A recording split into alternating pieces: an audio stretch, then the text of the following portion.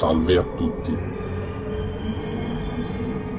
Oggi è arrivato il momento di parlare del tritolo!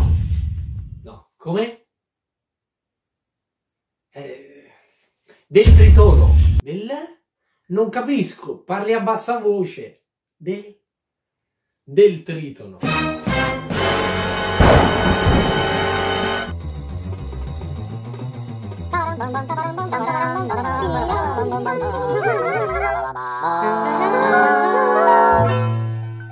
Ma cosa sarà mai questa entità malvagia ed oscura? Stiamo per caso parlando del figlio del dio del mare Poseidone e della Nereide Anfitrite? Ma no! Un genere di anfibi caudati della famiglia Salamandride? Ma certo che no! Il più grande satellite... Ma sta registrando? Il più grande satellite naturale di Nettuno? No. Allora un mollusco gasteropode appartenente alla famiglia Caronide. Ma che? Ma certo le trovi sottoterra. Boh, allora fai te, io vado a fare una girare. Stiamo parlando del tritono.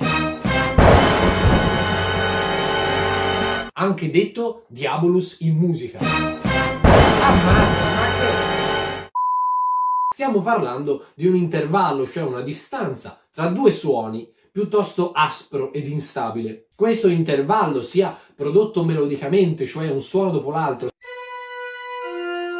sia armonicamente, due suoni o più contemporaneamente, crea un effetto piuttosto sgradevole per il nostro orecchio occidentale pigro del 2020. Questo cosiddetto tritono, quelle volte c'è sta cosa, allora...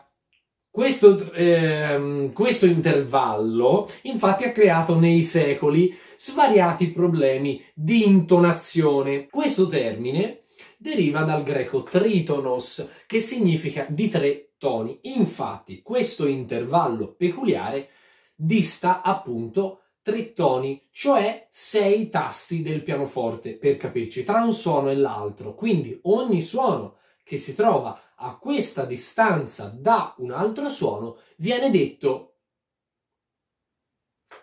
tritono. Vediamo che effettivamente durante l'evoluzione nei secoli della teoria e della pratica musicale, specialmente nel Medioevo, c'era una certa ritrosia nell'eseguire questo tipo di intervallo, in realtà come tanti altri, ma questo era peculiarmente instabile rispetto agli altri. Già Guido d'Arezzo, tra i primi e più importanti teorici della musica ed insegnanti, evitava accuratamente questo intervallo, avendo così creato una sua peculiare teoria basata su un esaccordo. Anche detto Guido Monaco, perché appunto fu anche un monaco cristiano, Guido d'Arezzo, dicevamo, fu un importante teorico musicale ed è considerato l'ideatore della moderna notazione musicale, con la sistematica adozione del cosiddetto tetragramma, ovvero l'antenato del nostro pentagramma, cioè un pentagramma costituito da 4 righe e non 5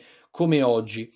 Tutto ciò sostituì quindi la precedente notazione cosiddetta adiastematica con la notazione diastematica, ovvero una notazione, quella diastematica, che tiene conto dell'altezza precisa dei suoni, cosa che diversamente la notazione adiastematica non aveva, per così dire, nelle sue corde, ovvero esistevano una sorta di spartiti in cui era segnato più o meno quale doveva essere l'andamento melodico da cantare, cosa che appunto oggi non è più così grazie a questa nuova notazione detta, dicevamo, diastematica. Addirittura per aiutare i cantori Guido aveva usato le sillabe iniziali dei versi dell'inno a San Giovanni Battista di Paolo Diacono per denotare gli intervalli dell'esaccordo musicale. Da esso derivarono i nomi delle note Ut, Re, Mi, Fa, Sol, La. Successivamente la prima nota Ut fu sostituita da Do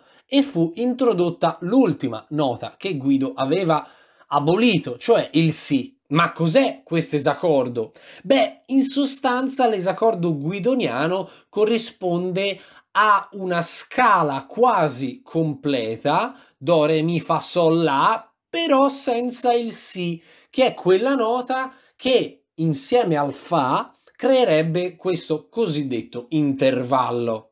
Il tritono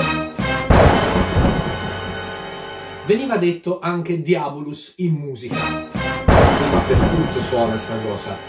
Questo nomignolo venne appioppato a questo intervallo nel tardo medioevo proprio per la sua peculiare instabilità, ma non è un'assoluta certezza, visto che i primi documenti che ne parlano sono del 1700 e non precedenti. Girano addirittura delle storie nelle quali si racconta che musicisti o cantanti venivano scomunicati per l'uso di questo intervallo.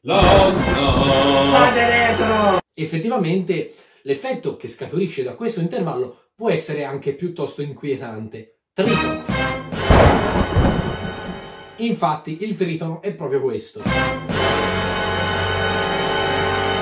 Nei secoli il concetto di consonante e dissonante è piuttosto cambiato. Infatti vediamo che nella concezione comune del termine dissonanza sta a indicare un intervallo, un accordo, una melodia, qualcosa che noi udiamo e che risulta piuttosto aspro e instabile.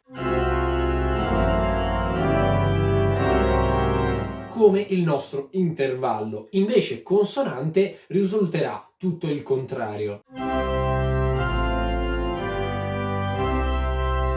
Il primo grande musicista che farà uso del tritono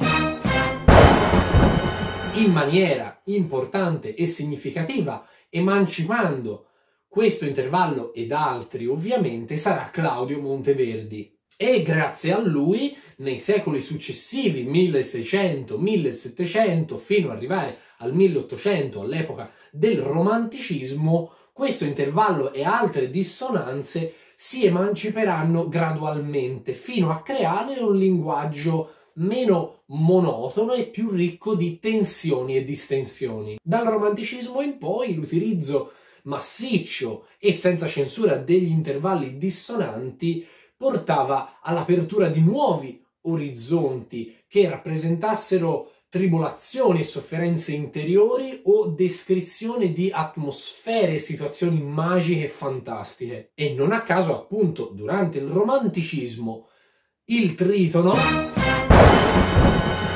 rappresentava spesso e volentieri la figura del demonio.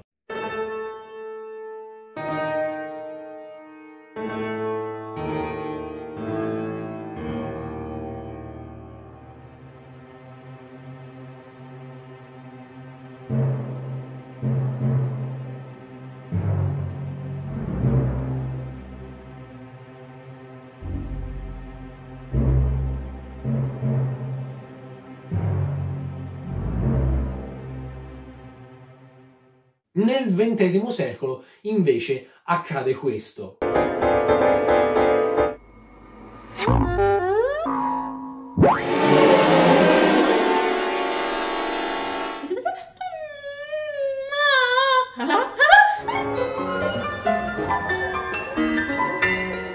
Vediamo bene che il concetto di dissonanza e consonanza ormai non ha più valore e possiamo ascoltare della musica in cui la dissonanza ormai è preponderante e è diventata, per così dire, la nuova consonanza. Se ci facciamo caso, in un brano in cui la dissonanza prevale su tutto, noi inseriamo del materiale musicale, per così dire, consonante, avremo un effetto quasi stridente rispetto a tutto il resto del materiale che caratterizza questo brano, come se il concetto di dissonanza e consonanza si fosse capovolto. Anche il jazz nel XX secolo ha contribuito all'emancipazione del tritono e della dissonanza in generale, mettendo a confronto per esempio due accordi diversi, uno in stile jazz e l'altro consonante tradizionale, per così dire, sentiamo che nonostante siano tutte e due fruibili, quello jazz ha qualcosa in più, ha un brivido in più, ha qualcosa di particolare in più rispetto all'accordo tradizionale. Queste particolarità che noi ascoltiamo nell'accordo jazz sono proprio le dissonanze che, come possiamo ascoltare non sono sempre brutte e cattive. In più, tornando a parlare del nostro funesto intervallo, nella scala blues, che è uno dei fondamenti del jazz, troviamo proprio il nostro